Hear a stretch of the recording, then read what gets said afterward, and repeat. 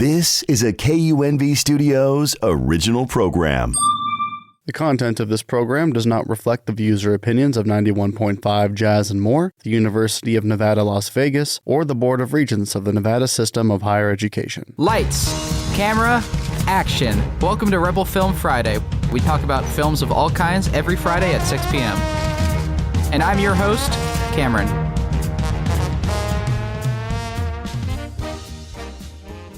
Hello, Rebels, and welcome to Rebel Film Friday. I am Cameron. I'm once again joined by Corbin, Jaden, and AJ this week for our spooky movie. We will be talking about Coraline. Coraline is about a twitchy witchy girl that is adapted from Neil Gaiman's novel and was released in 2009 to financial and critical success. Coraline is a staple of spooky movies and stop motion, so without further ado, let's get into the discussion. Coraline is made by Leica Studios, which is well known for their work with stop-motion movies. Coraline is among their most iconic films. However, it was originally intended to be a live-action movie instead of a stop-motion one. Dakota Fanning, Coraline's voice actor, was going to portray the role in live-action, and when she heard it was going to actually be in stop-motion, she gave her voice towards the character. How do you think the stop-motion nature of the film enhances it or makes it what it is, gives it its personality? I think the stop motion added something pretty amazing to the film. It makes everything look like puppetry, which feels reflective of the bell dam at the end of the movie, and makes it creepier. Like even the most, innocent things look creepy to some extent, especially if you look at them for too long. Everything in this movie looks creepy because of the stop motion nature of the movie. I think if it were live action, it would have become like not to say that the plot or anything is like poor, but I think if it were to be live action, it would lose some of that kind of vibe, because I think it would just kind of become like an average. I don't even would say horror. It would just be I don't know.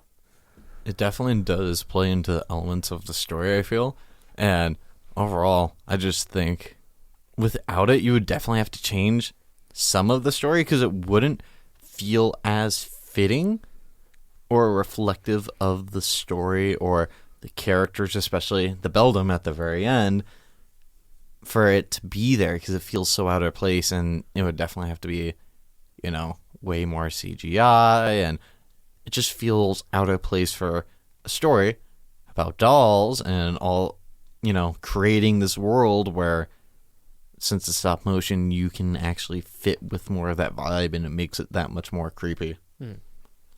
I definitely agree with all your claims. I definitely think that the stop motion nature of the film lends itself towards the style.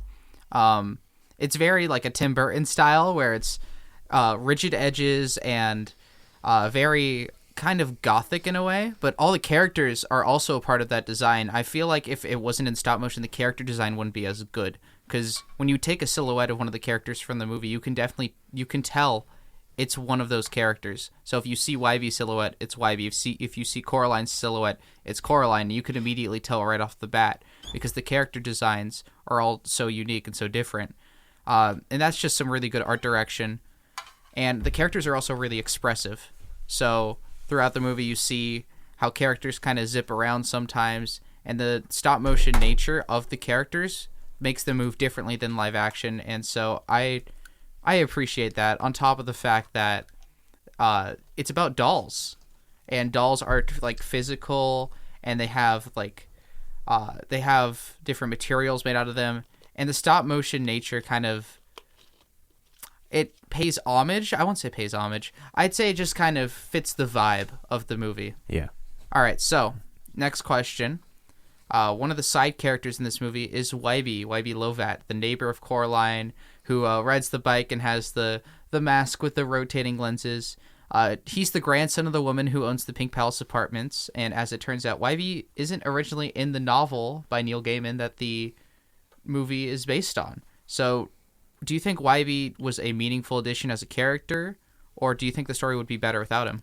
I think adding Wyvie into this story added another element of mystery, because it's throughout the movie, like right up until the end, you can tell that he knows something that you don't as the viewer or as Coraline even, and it adds more mystery as to why he's so concerned or like kind of dodgy.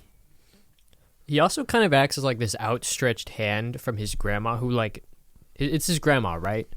Who knows about the house and what like happens at the house. Yeah. Especially with the door. So he does add, I want to call it a necessary element, but if it worked before without him, then I don't know if it's all that necessary.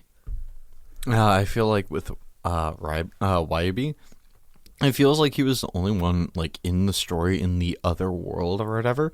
He was the only one who could really rebel. Like, granted, her other dad did kind of like rebel against God, I already forgot her name. The Beldam, yeah. Because towards the end, you know, other father, he's like, here you go, I'm not trying to hurt you or whatever, but Wyabi was the only one who could do anything. That's why his mouth was sewn shut. That's why, like, all this other stuff happened, because he was the only one who could rebel. And I think without him, that she wouldn't have made it as far, or, like, it would have been a little bit more difficult, because she's thrown into this world, and no offense, you kind of need someone's help when you're in this world. You don't understand the rules or the properties, and you're shoved into a mirror realm. Like, how are you going to get out and do this planning and all this other stuff? Like, you can't. You kind of need some help. So I think definitely the addition of that is great. And I think it just ties everything perfectly because of the whole grandmother reaching her final end. Because it's easier to be like, oh, hey, tell your grandma to come down here. Something kind of like what Jaden said, I would definitely have to read the original text to see what was missing or what was added before I could make a conclusion on that. Yeah, that's a great point. And in the original text, what Coraline would do in like those kind of situations where she's talking to Wyabi about like what's going on, she's just kind of talking to herself. Or like, so Wyabi is an addition that allows Coraline to voice her thoughts without seeming like a crazy person. Yeah, I think that, okay, so in that context, given that information, I feel like it totally changes Coraline's character too. Because then it prevents her character from seeming like just like a very imaginative kid to actually having some sort of legitimate, worry. Yeah, and we might go over this a little bit later about, do you think the story's real or do you think it's just in the mind of Coraline? But the fact that Wyabi is there, and there's some like, the fact that Wyabi is there and that she can kind of express her her thoughts about what's going on to him kind of makes it seem like it's more real. But then again, who knows? In the book, it definitely seems like it would be more of like, oh, it's in Coraline's head. She's just a kid. She's imagining this because she feels alone.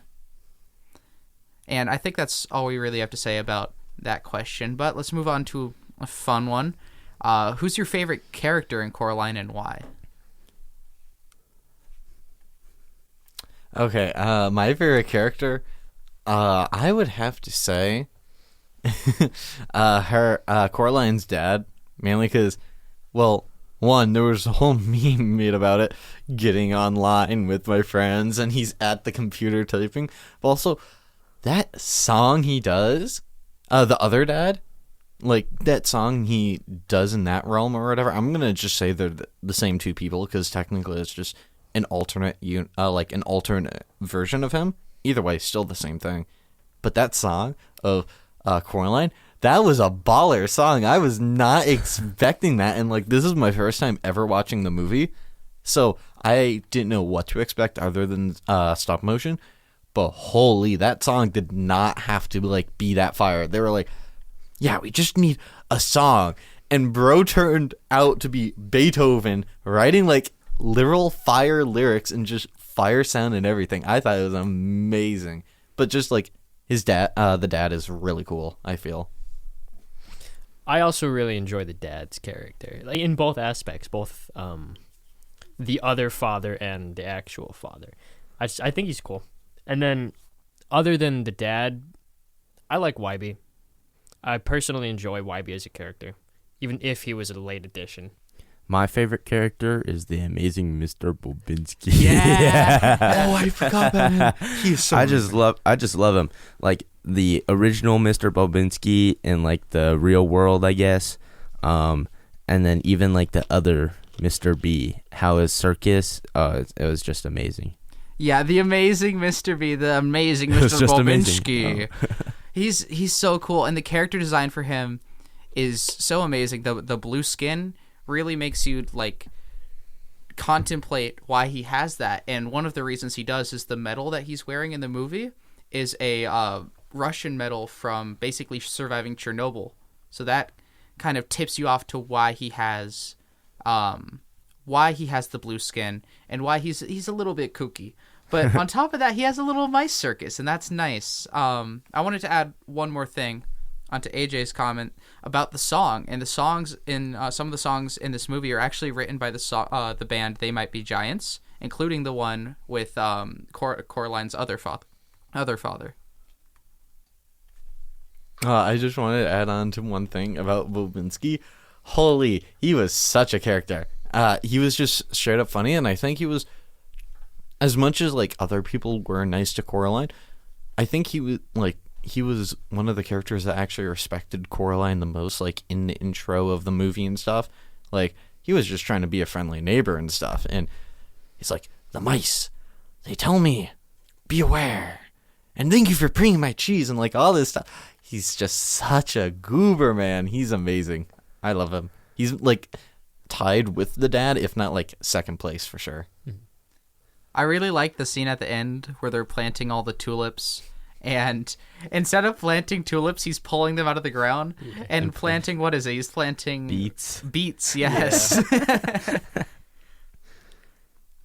So we're gonna get on to the next question, and as AJ was mentioning earlier, music. Coraline has a really great soundtrack, and we were talking about it while we were watching the movie too, as we were really impressed by how much the soundtrack stands out. So what do you think makes the soundtrack so vibey, I guess is the word? It very much matches the aesthetic of the movie, which is like a fairy tale vibe. So what do you think in the soundtrack lends itself towards this movie? Something distinct that I noticed about this movie as opposed to other ones is that, as opposed to other movies, is that the soundtrack is very intentional.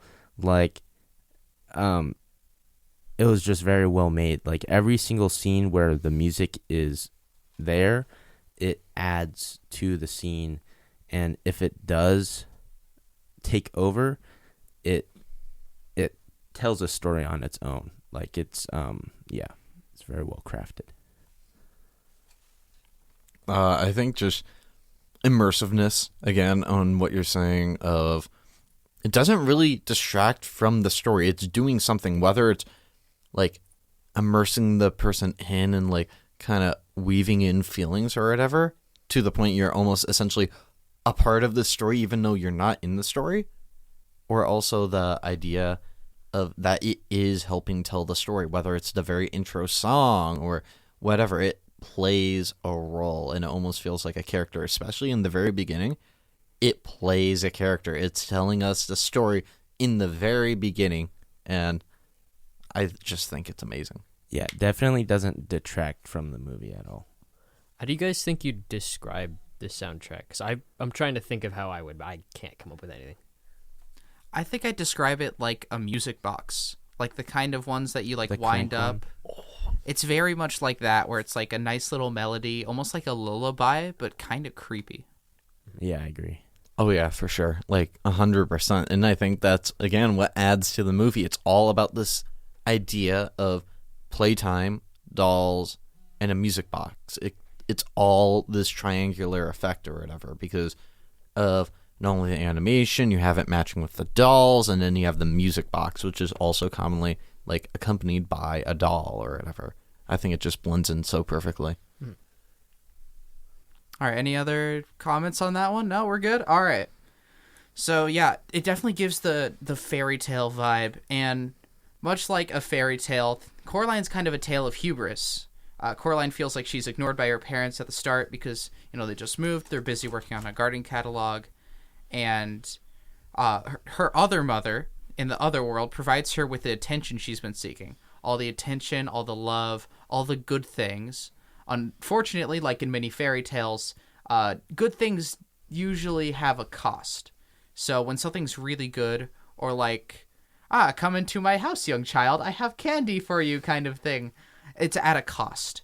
So there's always something that needs to be paid for it. And in this case, it's Coraline having to basically have buttons sewn into her eyes so that she could stay there forever, which is how the other 3 ghost children are kept, or how they're taken.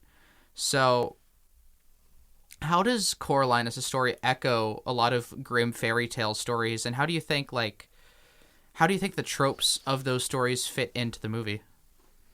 I think a story that comes to mind is Hansel and Gretel.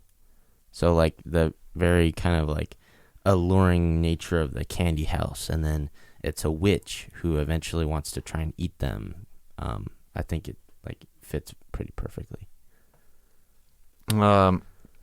I don't really remember the full story, but it reminds me a little bit of The Boy Who Cried Wolf, in the sense on how there's not really much of a threat. Like, yeah, her parents and like everyone isn't fully listening to her, but there is no real threat. There's nothing like, oh no, my parents, how dare they? And like, granted, I will say that I kind of thought her mom was a tad too rude in the very beginning of the movie. I'm like, I was thinking Coraline was like a rude character, and then I saw her mom. I'm like, oh, that makes sense. But there wasn't this.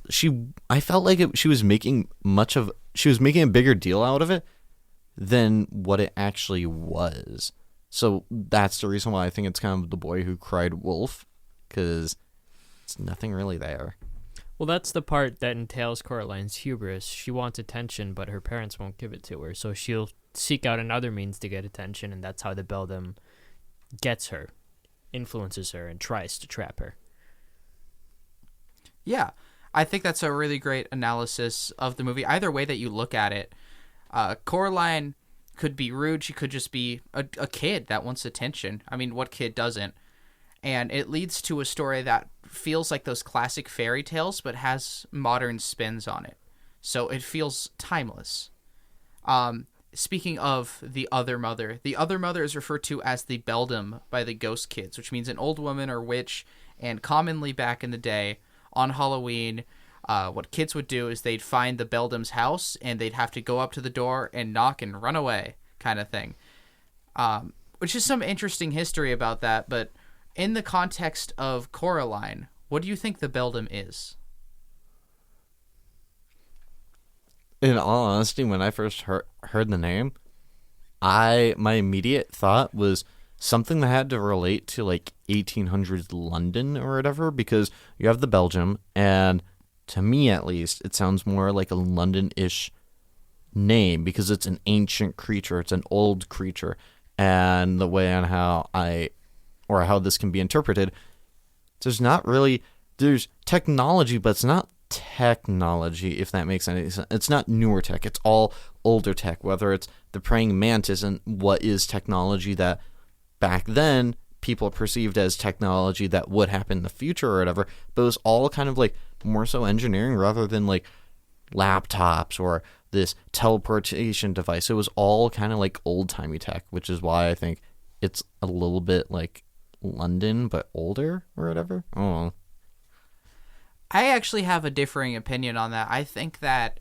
the beldam is like a cryptid, like an American kind of cryptid that's like in the Pacific Northwest kind of area, because it takes place in Oregon. Coraline takes place in Oregon, and the beldam reminds me of creatures such as like Mothman or many of the other American mythology creatures.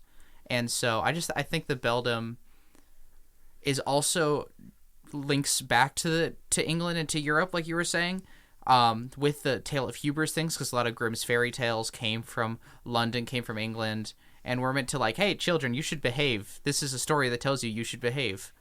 And I think it's kind of a mix of the two, of the Tale of Hubris and the American cryptid, making a really interesting villain. One thing I think some people might look over is the fact that the beldam at like the very end starts to take the appearance of a spider.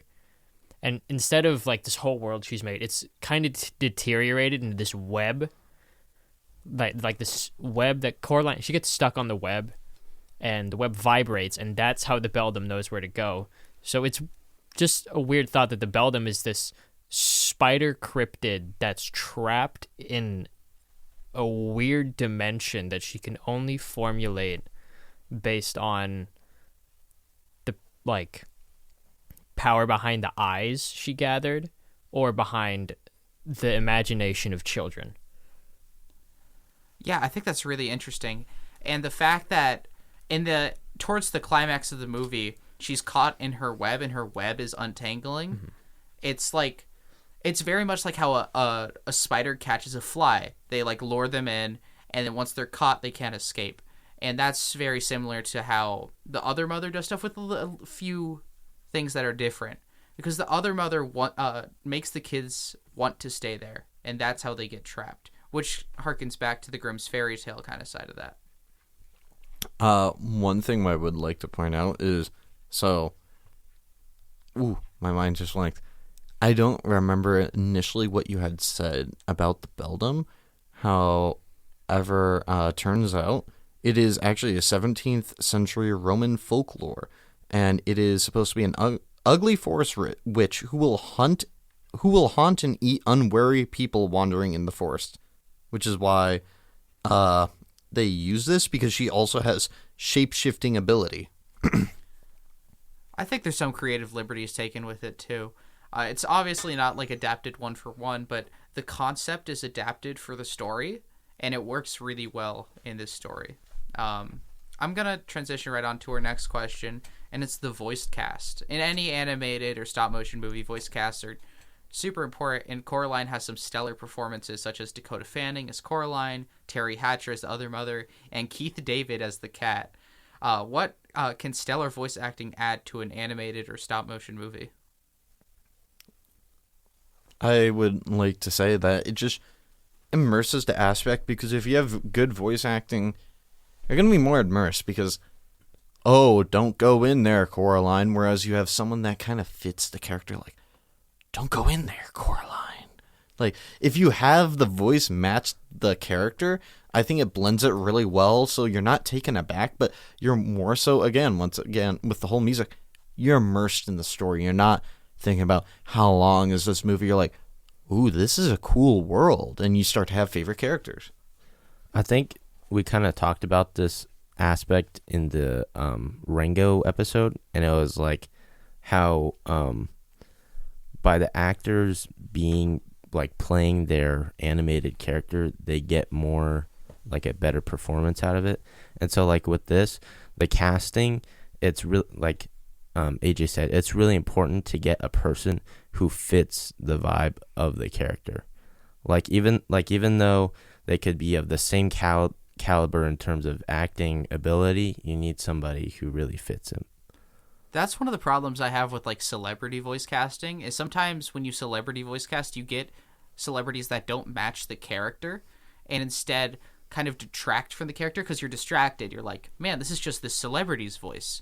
I can't hear the character through this. And in Coraline, you don't really have that problem. I can hear each of the characters very clearly, and it just adds to the performances. Like the cat, Keith David did amazing as the cat, even if the cat didn't talk for a solid portion of the movie.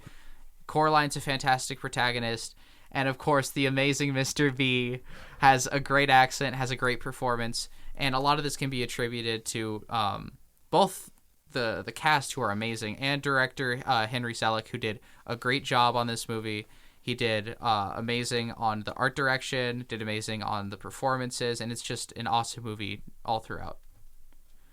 I'm going to transition to some of our closing questions. So Coraline is packed with details for those who are looking attentively to find. One such detail is that the garden, the other mother's garden, when Coraline's in the other world, looks like Coraline's face. But at the end of the movie, the garden in the real world shows the other mother's face, like the other mother's true face. What are some other details that you found, or just some cool things that you picked up on throughout the movie? Okay, I remember. So I don't think I'm wrong about this, but in the very beginning, before the doll actually turns into Coraline, it's the exact same like figure or whatever, even though it's like mentioned way later on. It's the exact same figure of the Beldam's last victim, which we can see is the ghost. That's really the only thing I can think of. And I mean, granted, I watched it last night, and it was my first ever time, so I was trying to pick up on details, but I'm sure I could maybe see some more later on. But other than that, I can't really think of anything else.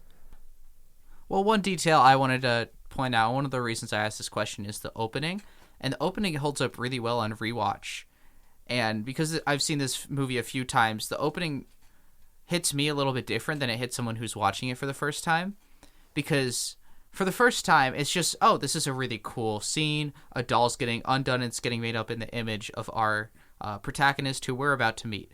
But when you watch it for a second time, you're like, oh, this is the Beldam taking the doll that was the one that lured in the last ghost child and remaking it so that she can try and lure in another kid. This is literally the start of the narrative. This is the catalyst to everything that's about to go on. Yeah, so coming from that, I searched up the rating for this movie, and it is PG, but the actual kind of content of the villain of the Beldam is actually so disturbing.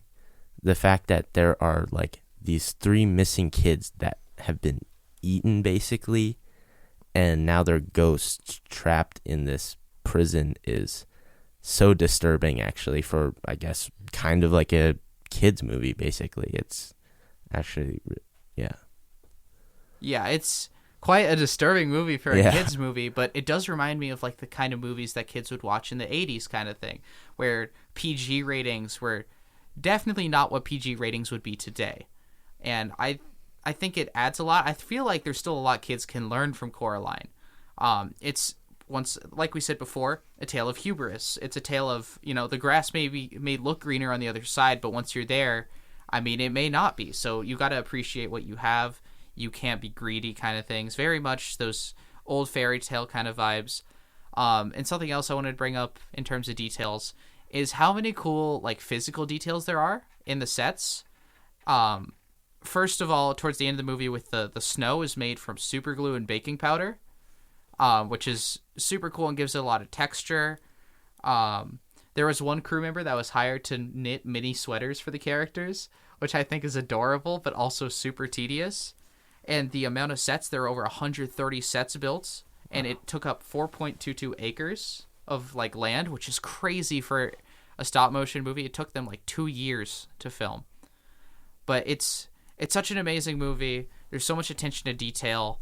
And we're going to get into any closing remarks that we have on the movie before we wrap up for today.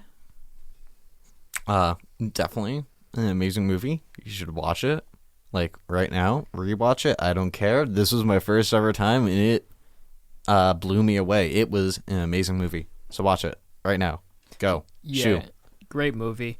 I'm gonna give it a solid 8.5 out of 10. Solid 9. Solid 9. Solid 9 over here as well. I don't really want to do ratings on this show personally. You guys can, but for me, I just kind of want to say I recommend it. I definitely think that you should watch it and form your own opinion on it. It's a great piece of art, and I think all the movies we've watched so far, we've basically recommended. They've all been pretty good movies, so I think we're gonna have to start getting into some stinkers. But that's all the time we have for today, folks. And remember, never trust the other mother, or you might end up never leaving. Thank you so much, and we'll see you next week.